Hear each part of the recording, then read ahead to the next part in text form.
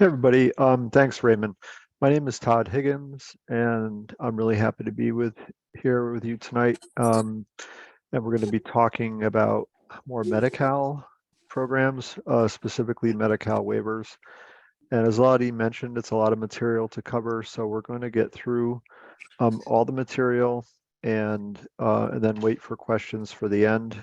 So if you have questions as we go through, if you can jot them down, that would be best. But it's we want to make sure we cover the material, and then we'll get to questions at the end of the presentation. So again, really happy to be with you here tonight, and we'll get started.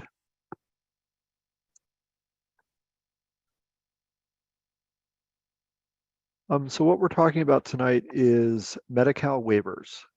They're a specific kind of Medi CAL program, and we're going to go into the details on a few of the Medi CAL waiver programs that are available in California that potentially could benefit your children or family members. On to the next slide.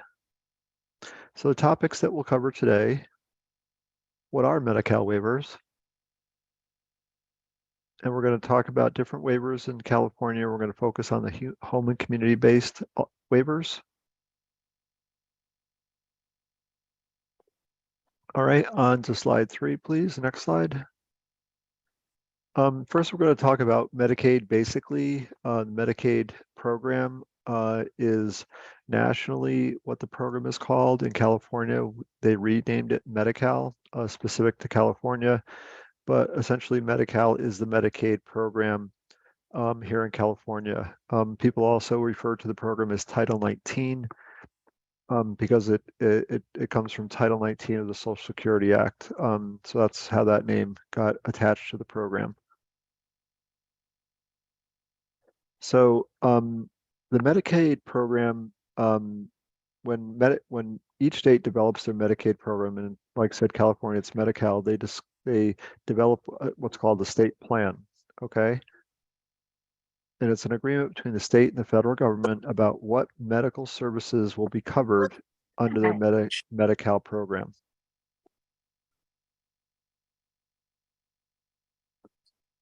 It describes the nature and scope of the services that will be provided. And it assures that the program is going to be administered in compliance with the Medi CAL services requirements. And we provide a link here to what those are. So if you're interested, you can go back later and take a look at what those are, what those requirements are for each state to comply with the Medicaid law and what California needs to do in administering their Medi CAL program. All right, on to the next slide. So there are a couple ways the states can modify the Medicaid program. So there are two things the state can do if they want to modify their Medicaid program or the Medi CAL program in California here. They can submit a state plan amendment, which would amend the state plan for everybody living in California who is Medi CAL eligible, or seek approval to waive some provisions of the Medicaid requirements.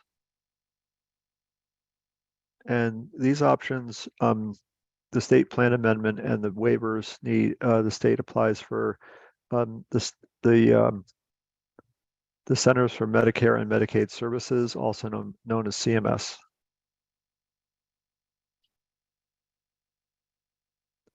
And what waivers do is so like I said, there's a state plan amendment or you can apply for a waiver. So what the waiver does, if you apply for and get granted permission to administer a waiver program, it allows the state to run a program funded through Medi CAL that waives certain requirements that would usually, or restrictions or limitations that would be imposed on a Medi CAL service that somebody could potentially get through the program.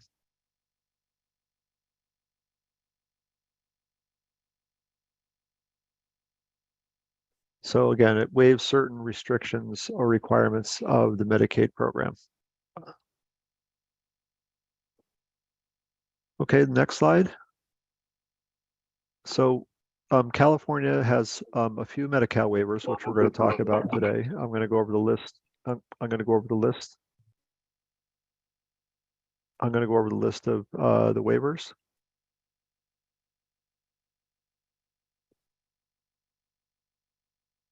They're 1915C waivers. They're home and community-based waivers. There's the next classification are research and demonstration projects, and those are a different class of waivers. We're not going to go into those too deeply today, but it's just a different kind of waiver that state can apply for. All right, on to the next slide. So the home and community-based services waivers, which is more what we're going to talk about tonight, are going to be described here. So we list the waivers that the state has. There's an AIDS Medi CAL waiver program. There's an assisted living waiver program.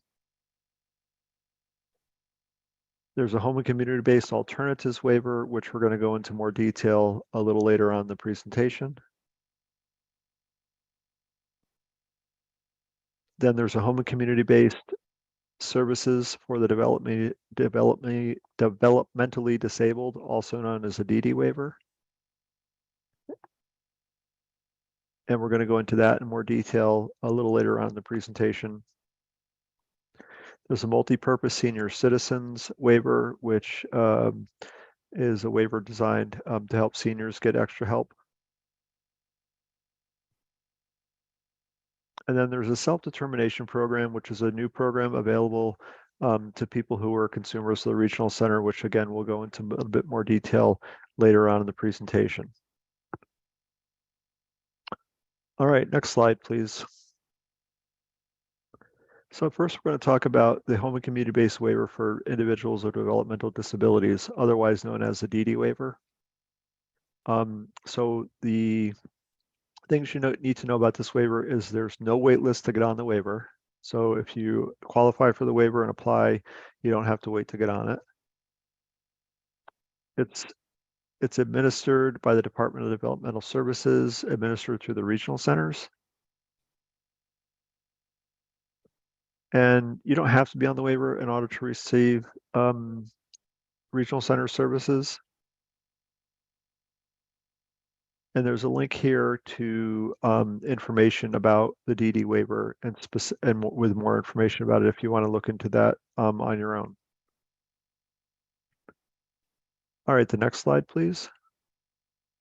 So to be eligible for the DD waiver, you have to be an active regional center consumer. You have to have full scope Medi CAL.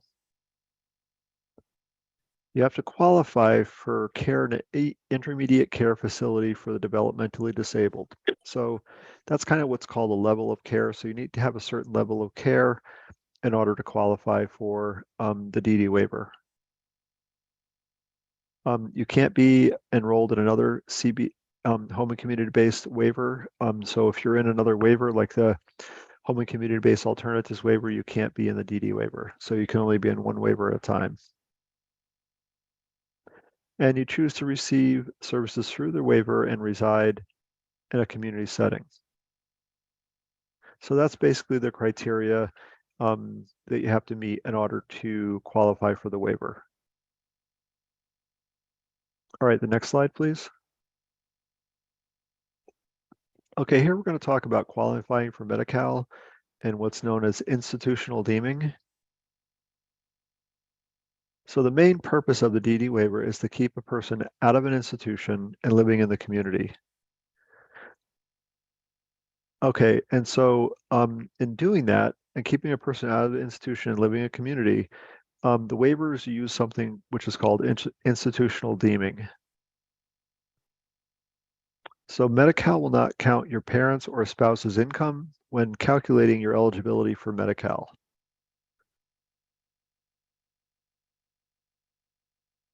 So So they look at you as if you live in an institution. They don't look at you as if you live with your parents or your spouse. But they look at they look at you financially as if you're living in an institution and you don't have any resources of either your parents or your spouse available to you.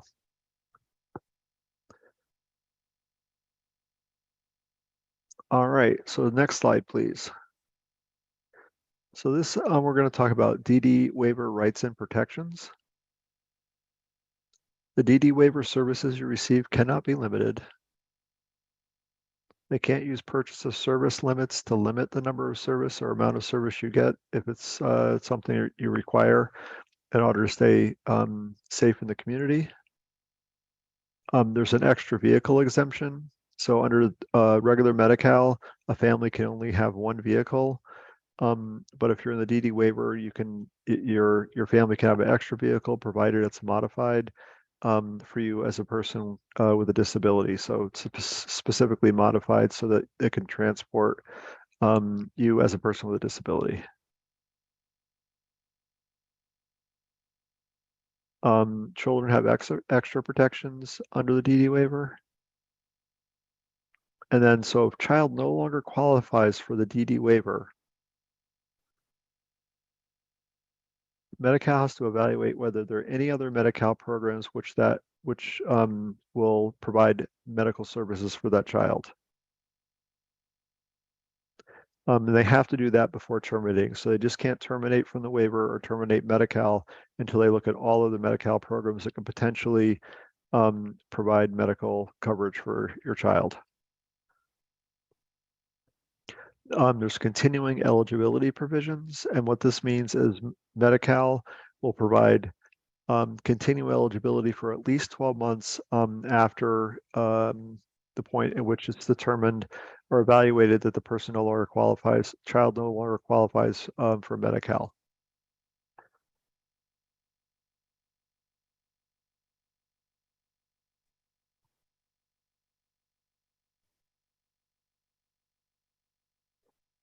All right, next slide, please. So this is going to talk about the DD waiver categories services.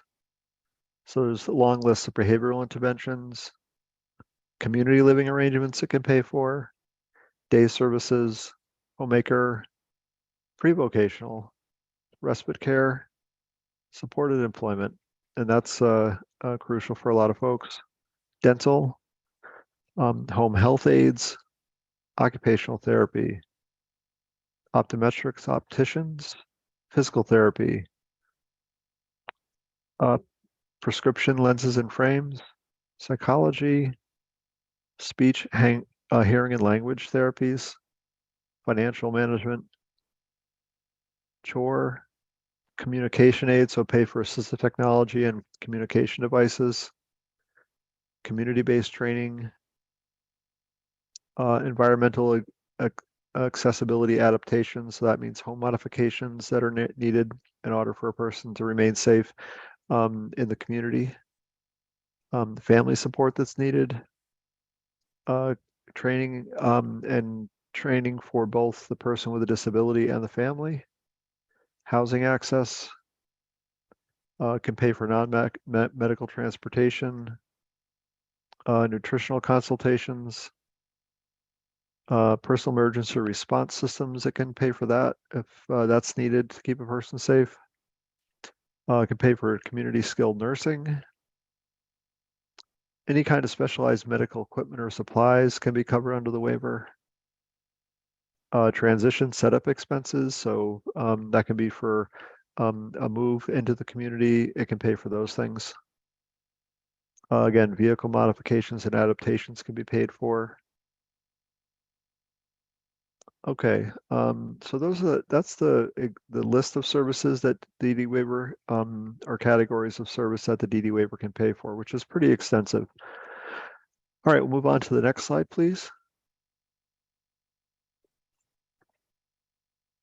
All right, so DD waiver, how do you request services? You need to meet the medical necessity standard, and as I said, you need to be qualified to be placed in an ICF DD facility, intermediate care, DD facility. So that's the kind of medical standard that you need to meet in order to qualify for the waiver. And being on the waiver needs to be reasonable and necessary for the treatment of the disability or the developmental condition.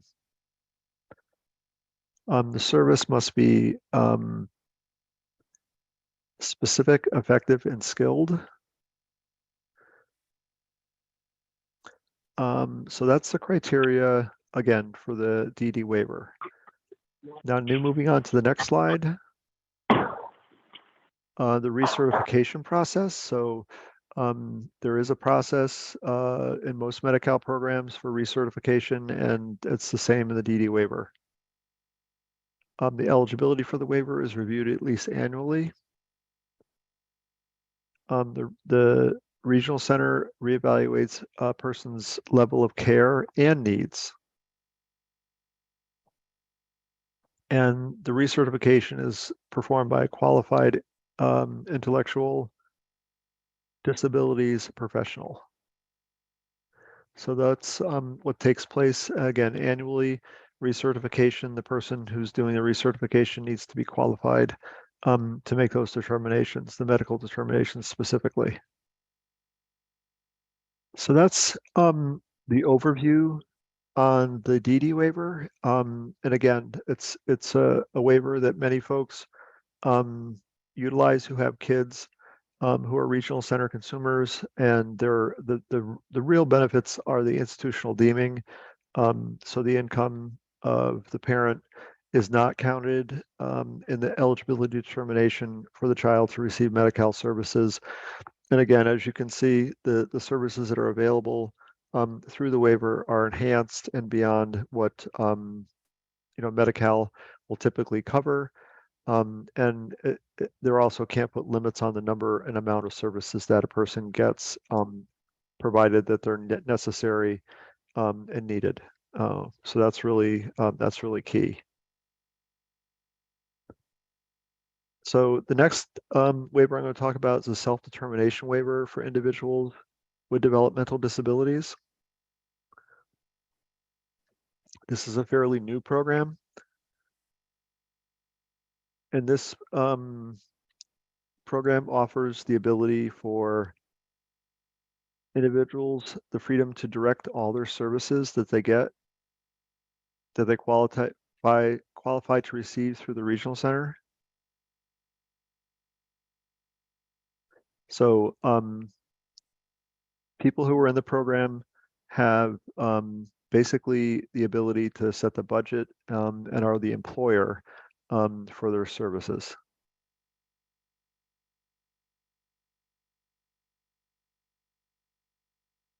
And there's a link here for the self-determination program, again, that you can take a look at later and do more research into that specific program.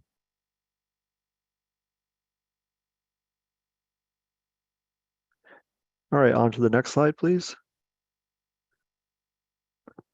The next waiver we're going to talk about is called the Home and Community-Based Alternatives Waiver. And this is a waiver that is available to anybody with a disability who lives in California. So this is not a specific waiver for people who are who have developmental disabilities or are consumers of the regional center. So again, this waiver is open to all Californians with disabilities or who are elderly. So the Home and Community-Based Alternatives Waiver has 8,000 slots. So there's a cap on the number of slots that are funded through the waiver. And that number was slotted to be negotiated and upgraded in 2022. I don't have current data that there is more than 8,000 slots. So I think for today's presentation, we'll say there are 8,000 slots available in this particular Home and Community-Based Alternatives Waiver.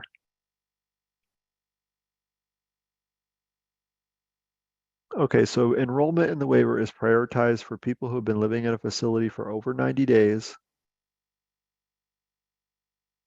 And then young adults who are turning 21 years of old. And they need to be placed on the waiver to remain eligible for Medi CAL. And that means that as they move into adulthood, that they are going to require that institutional deeming to be able to remain in the community if they live with their parents and not have their parents' income count against their Medi CAL eligibility.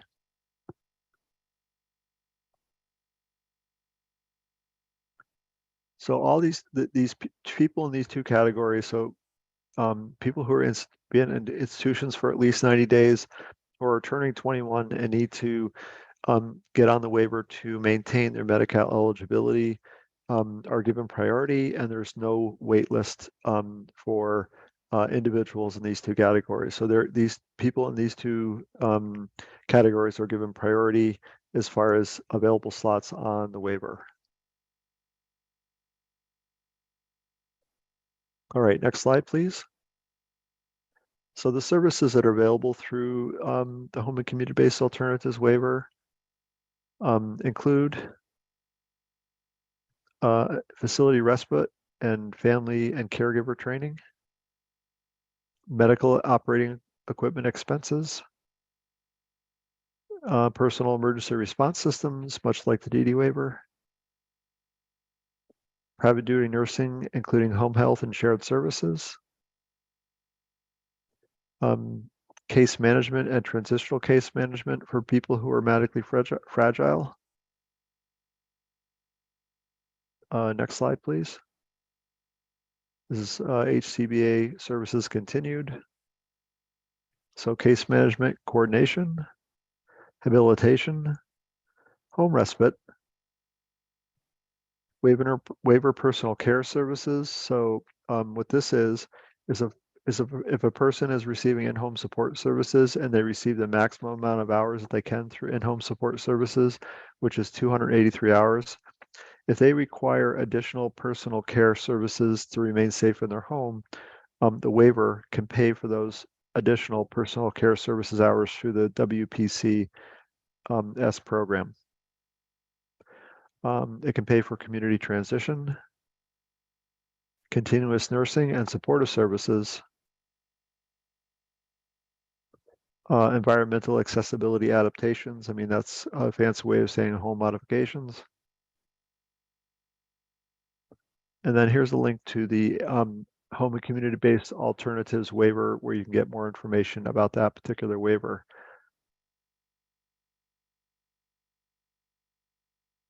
So how do you apply for the home and community-based alternatives waiver? So you submit a waiver application to a waiver agency. So the Department of Healthcare Services contracts with community-based agencies. In most cases, they're community nursing agencies to administer the waiver. And if you go to the Department of Healthcare website, where for the Home and Community-Based Alternatives Waiver, there's a link to the list of agencies which cover the different counties throughout California. But if you live in one of these counties that listed here, Alpine, Imperial, Enyo, Marin, Mendocino, Mono, Napa, if you live in one of these counties, you would submit your application directly to the Department of Healthcare Services in-home operations. So those counties do not have community agencies that administer the Home and Community-Based Alternatives Waiver, so your application would go directly to in-home operations. And I have a link here to that, so you can get more information about how to do that. All right, so that's the presentation and the specific waivers that we wanted to cover today in today's presentation. And so at this point, we can open up for questions that people have about the material that we presented. Thank you, Todd. This is Steve. Is there a way we can line up for questions, or go ahead and ask if there is any guideline?